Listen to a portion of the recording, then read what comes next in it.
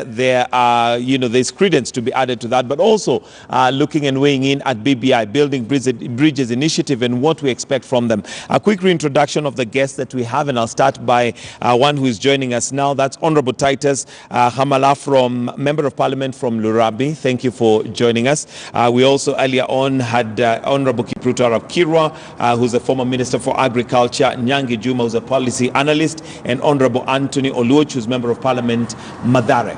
Now, let's look at Punguza Mizigo. And one of the initiatives, or one of the things that they had suggested, is the question of reducing representation. Is Kenya overrepresented? Is one of the questions that we had asked. And they are proposing on having the constituencies or members of parliament reduced from 416 to 147. This is by abolishing the 290 constituencies, adopting 47 counties as a single constituency, amongst others. And we've had several leaders pronounce themselves or make mention of what they think. Let's start with Honorable Wetangula, who had something to say about that. And also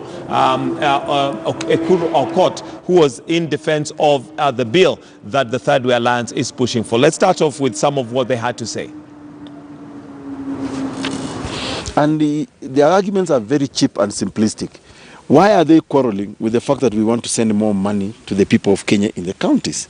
Why do they have a problem with us sending more money to make sure that the wards become the units of accelerated development?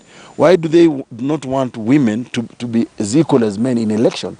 Why don't they want us to address the national wage bill, which is a problem? Why don't they want us to strengthen parliament? These are just enemies of development. And let me tell you, their time is over. They need to vacate the space. Succession planning either comes by way of good leaders encouraging succession planning, or factors of natural attrition catching up with them. And I think in both cases are now evident.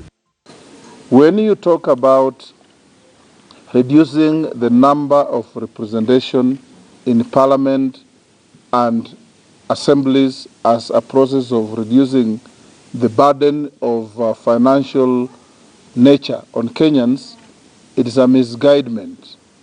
It is actually taking a wrong trajectory on issues that affect this country.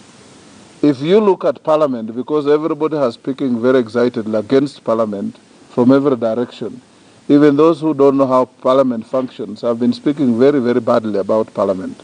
I am not a paid defender of parliament, but I live in Kenya and I know how things work.